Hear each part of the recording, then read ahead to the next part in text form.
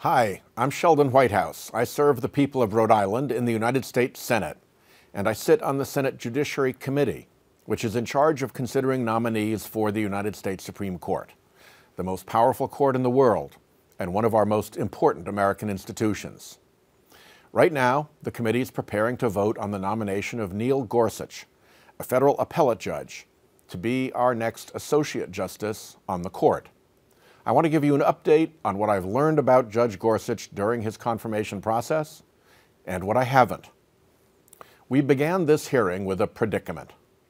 Over the last decade or so, when Republican appointees were a 5-justice majority on the court, a distinct pattern emerged of 5-4 decisions benefiting Republicans at the polls and big corporations pretty much everywhere. The results became predictable. The evidence is hard to overlook. In election-related rulings involving issues like gerrymandering, state efforts to suppress Democratic-leaning voters, or flooding our elections with Republican-leaning corporate spending, the score ended up 6-0, coming down on the side favoring Republican interests at the polls. In rulings where corporations stood to benefit versus humans, it's even more of a rout.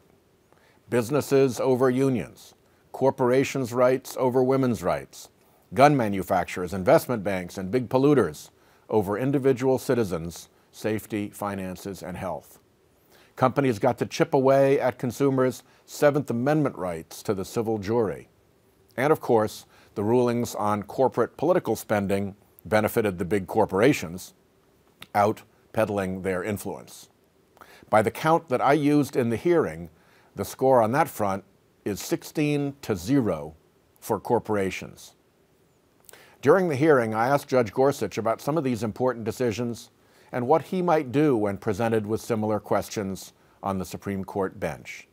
In particular, I asked him about all the dark money in our politics, which has smothered the voices of individual Americans and obscures the hands behind the dark money. You've all seen the ads, phony front groups with funny names like People for Puppies and Prosperity, telling you in an ominous voice why Senator Smith wants to end America as you know it. Behind that front group, someone is paying for that airtime.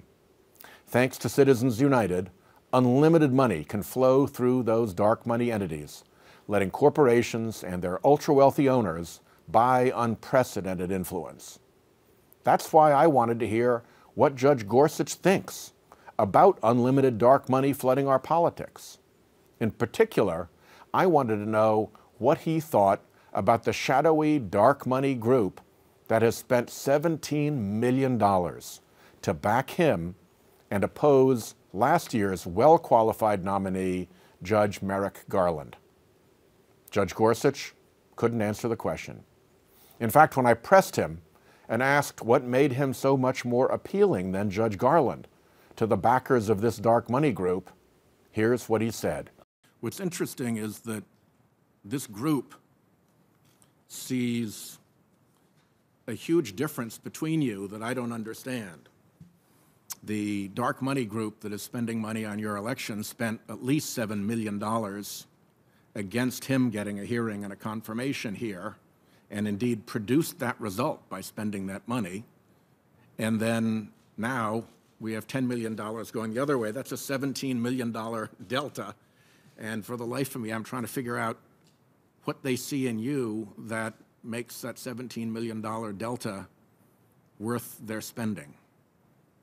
Do you have any answer to that? You'd have to ask them. I can't because I don't know who they are. It's just a front group. The Supreme Court has a very big and important job to do.